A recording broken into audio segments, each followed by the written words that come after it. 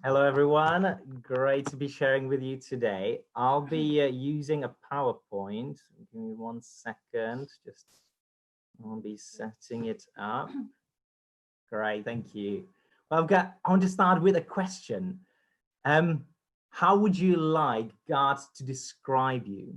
And what sort of characteristic would you like God to give you? Just think about that. Maybe when you stand before him after your race is finished, what are the words that you'd like to hear from God? I'm really interested. Let's take a few moments just to think about it. What is it you would like to hear from God about your life? I think it's interesting question, isn't it? It makes us reflect on our lives and what's important. And I got this idea to think about this because God actually does this a number of times in the Bible. For example, we've got in Isaiah 41, we've got this verse, "But you, Israel, are my servant, Jacob, whom I have chosen, the descendants of Abraham, my friend." Descendants of Abraham, my friends. And how amazing is that? Imagine God saying that about you, that you are a friend to him. At the end of his life, he says, you are so dependable. You like to spend time with him. You are faithful, a real friend. That's quite nice, isn't it? And there's a number of other descriptions like this one in the Bible that God gives to people. So it's interesting thing to think about for our own lives. What would we like to hear from God? But there's one description that God gives to David that always intrigued me. And Paul mentions this in one of his sermons in Acts 13. And this is what he says. He says, God raised up for them David as king, to whom also he gave testimony and said, I have found David, the son of Jesse, a man after my own heart, who will do all my will. A man after my own heart. This is the testimony that David received from God. And what a description, isn't it? I think if at the end of your life, you heard this from God, you could count yourself among the most successful people who ever lived. And in the whole of history of humanity, if you heard this from God, you could count yourself as one of the most successful. You've lived your life well, isn't this? So I thought, why don't we get a few tips from this extremely successful person, David, about how to respond during a crisis or a pandemic. Now, Bob already did a fantastic job of reading from Psalm 27, and that's what I want to mainly focus on today. So I'll just read that again in English. I'm not as brave as Bob to read it in Mizo. So let's read that portion again. David says, the Lord is my light and my salvation. Whom shall I fear? The Lord is the strength of my life. Of whom shall I be afraid? When the wicked came against me to eat up my flesh, my enemies and my foes, they stumbled and fell. Though an army may encamp against me, my heart shall not fear. Though war may arise against me, in this I will be confident. This is Psalm 27, verses 1 to 3. And David clearly writes this psalm during a time of serious crisis. Now, we're not exactly sure what it was. It's not clear from the psalm. It just says it's Psalm of David. But David mentioned things like enemies. He mentions army, even war. And that sounds pretty serious to me. So it was some serious crisis that he was experiencing. And the first thing that I hope you've noticed is that he says that he was pretty adamant that he will not fear. That during this during this crisis that he was experiencing, he's just so clear about this. There's no place in his heart for fear. You can see that he just repeats that number of times. He didn't leave any space in his heart to fear. Now, I think fear would be entirely justified in this situation, but fear is never a good option. It may be justified, but it's never a good option, because what fear does, it paralyzes us. Fear stops us from going forward. It inhibits us from doing what we should be doing. I don't know how common it is in Mizoram, but in Czech Republic, it is not unusual to hit a deer when driving at night. What happens is that when deer sees the headlights from the car, he just gets paralyzed with fear. Now, usually the deer has plenty of time to run away, but it just stands there in the road, waiting in fear until the car actually hits it. Just stands there paralyzed in fear. And so fear just bounds us and stops us from doing what we should be doing. And so David starts this psalm by declaring that even in genuinely serious crisis, we should put our trust in God and say no to fear. So the first tip from David is don't fear. So we know what not to do, but what do we do? Yeah, I want you to think about that as well. What advice would you give in a crisis? So we should not fear, but what are the positive things that we should be doing? What advice would you give to someone? And again, David, one of the most successful people in the history, what is his advice? What should we be doing during the time of crisis? Let's read the next verse in Psalm 27.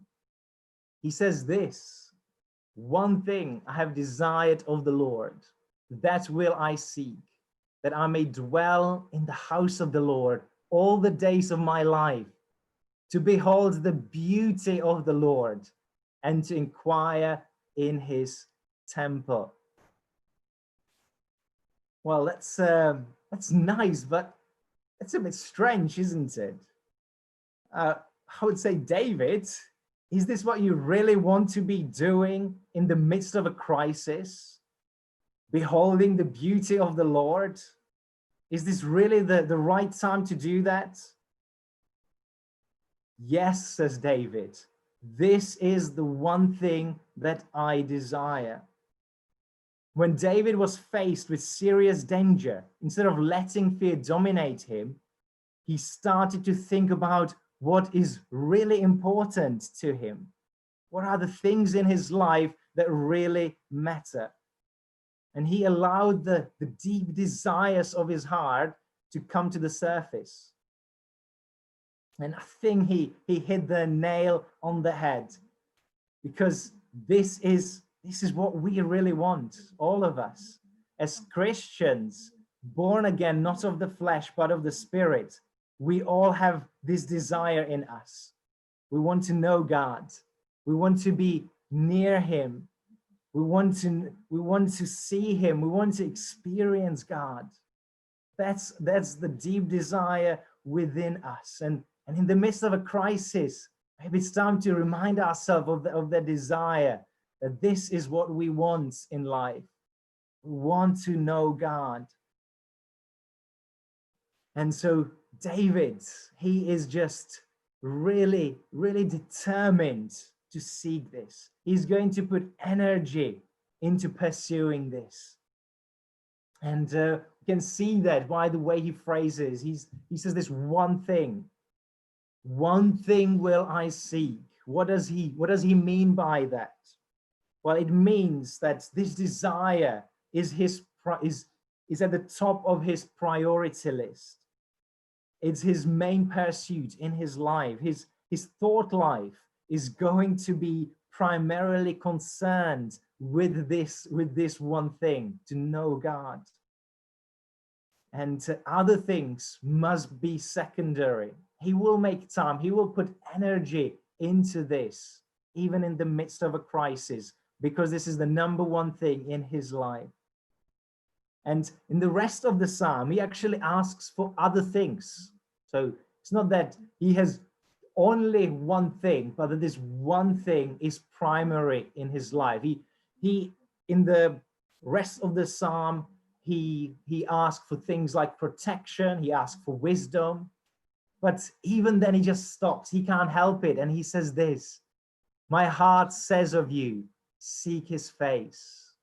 Your face, Lord, I will seek. He just can't help it. And he's, again, there's some other concerns in his life, his other needs, and he's expressing them to God, but he never forgets what is the main thing for him, this one desire to know God. And he sees life from a different perspective. It's centered around seeking God. And I just pray, I just pray that may this desire to know God consume us as his people. May it define us. May it become again truly important to us, that in the midst of this crisis, I'm praying that we reevaluate again, what is it that we really want? And we all have that in common as Christians. We want to know God. And just want to mention a little bit about what does David mean by beholding the beauty of the Lord, to behold the beauty of the Lord. And when you first read it, it just sounds so lovely and romantic, isn't it? Like something that maybe ladies would like to do. But come on, we have tough guys here, even army guys. We don't have time to be romantic. What does it mean to behold the beauty of the Lord? Well, actually, when we think about David, he's one of the toughest men in the Bible. He's known as the warrior king in Israel. And since his youth, he was killing bears and lions with his hands, isn't he? He was definitely a proper man, if the word means to be man. But again, so what does he mean by this phrase, beholding the beauty of the Lord? And I think Moses, he prayed a similar prayer. In Exodus 33, Moses was with God, and this is what he asked. He says, God, show me your glory. Show me your glory. And so when we think about God's beauty, it's very similar or equivalent to God's glory. It's God's infinite perfection, his divine majesty. Again, when we think about beholding God's beauty, is to be fascinated with his divine being. And in the throne room in heaven, there are 4 living creatures. And that's a little bit strange because it says they're covered with eyes on the outside, eyes on the inside. They're just full of eyes standing before the throne in heaven. And their job for eternity is just to look at God, just to behold God. And whenever they look at him, they can't help it. And they just cry out, holy, holy, holy. For centuries, for thousands of years, these living creatures just looking at who God is. And they are just captivated by this transcendent beauty of God, by his majesty, by his glory, who he is. They just keep on just falling down their faces and crying out, holy, holy, holy. God is so glorious, so beautiful. He is the most fascinating being ever in the whole universe and beyond. And so what David and Moses were praying, that they will be able to get a glimpse of this glory, that they will be able to see some of this eternal perfection of God. And again, this was happening in the midst of a crisis, because this is the deepest desire in their lives and our lives. But you know what? We are in a much better position than David or Moses. And that's because we know Jesus. And again, they only had a glimpse of him, only a shadow of who Jesus would be. But we know Jesus personally, and we just know so much about him. And it's in Jesus that God revealed much of his glory, much of his perfection that God revealed to us in Jesus. And there's so much of God's glory revealed to us in the Gospels. Things like God became a baby. You know, I've been thinking about this a lot. It's relevant to me. We had our son is just 7 weeks now. And as I hold him, I think about this a lot. It seems absolutely crazy and incomprehensible that God would do that. He would become a baby. And that's just the beginning. There's so much more in the Gospels and other parts of the Bible. And I just want to feel like saying, let's get fascinated with Jesus again.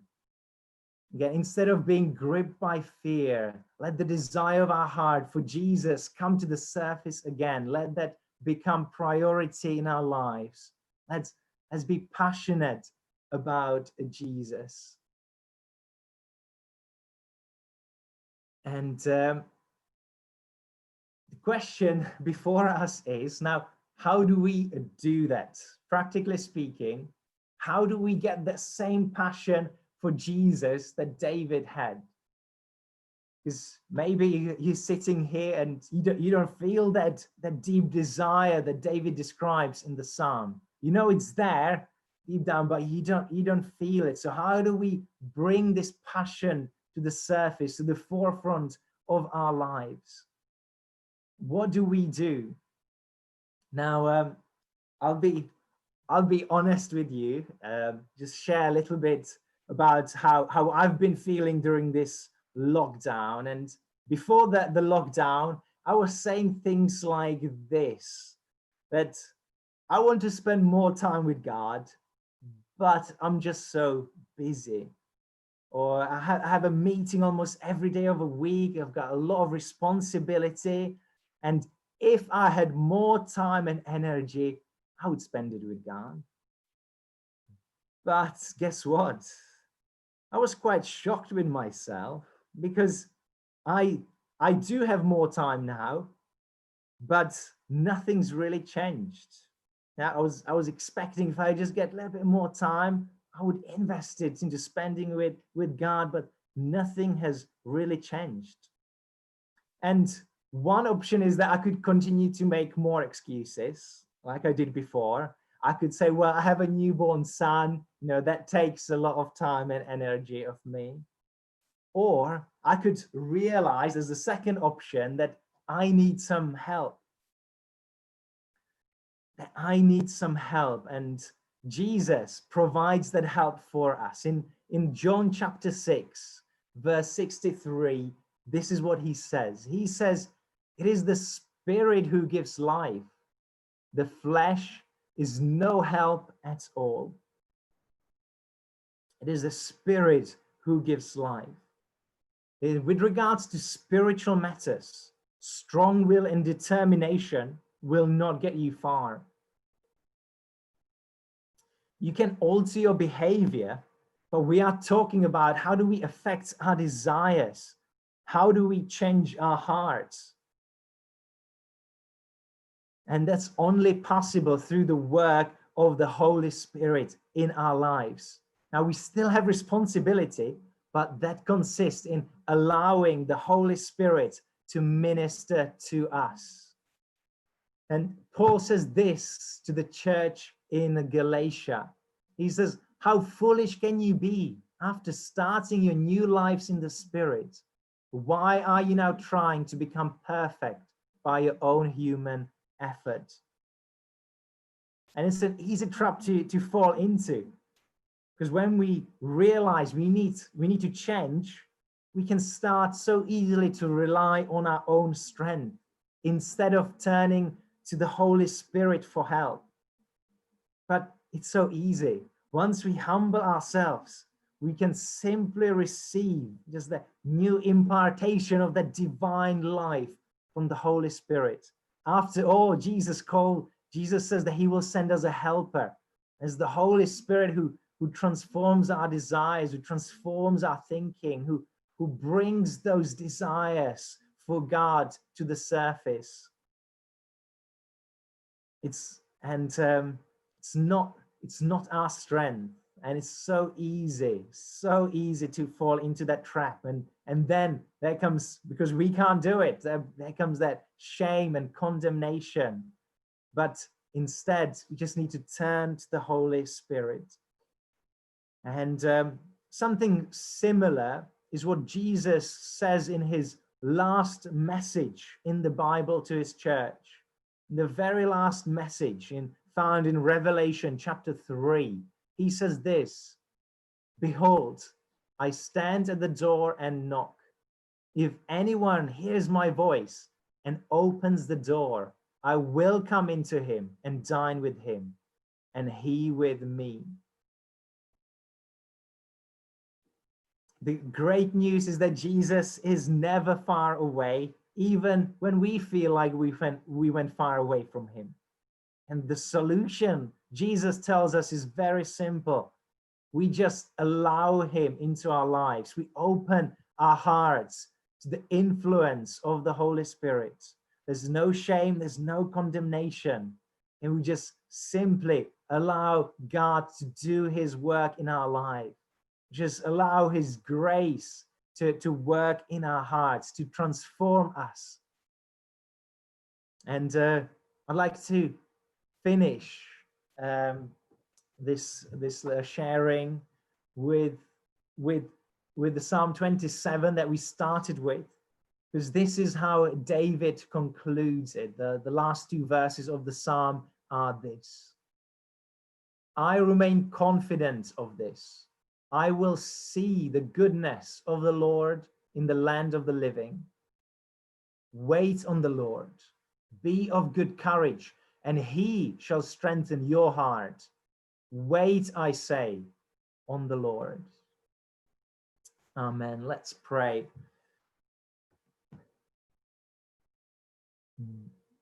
God our Father, we draw near to you now, and we wait on you. We want you to strengthen our hearts now.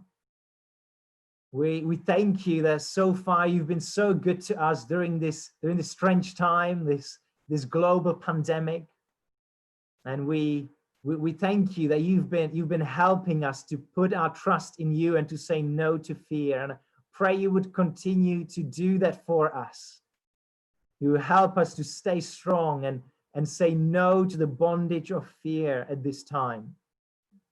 And instead, we pray you would help us to get passionate about Jesus again, to get fascinated with you, our God, with you, the eternal creator, the one who has no beginning or end.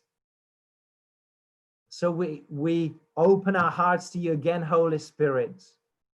We pray, work in us, Holy Spirit. Do something new in our hearts, Holy Spirit. We humble ourselves. We don't rely upon our own strength, but we want you to bring us again close to the Father. We're so thankful, Jesus, that we know you, that you are so present, so close to us in our lives. Help us, Jesus, to never lose a passion for you. Again, we commit again to loving you, Jesus, to be excited about you, to beholding your glory and beauty, Jesus, because this is what we want in our lives. This is our priority in our lives, to know you, Jesus, to be close to you, to spend time with you. And so we thank you that how you are using even this time of crisis to to remind us of what we really want out of our lives. So we give you thanks and praise. You are a good God. You are so patient with us, so generous to us. Oh, we're so grateful and thankful for you, Jesus. And in your name we pray. Amen. Amen.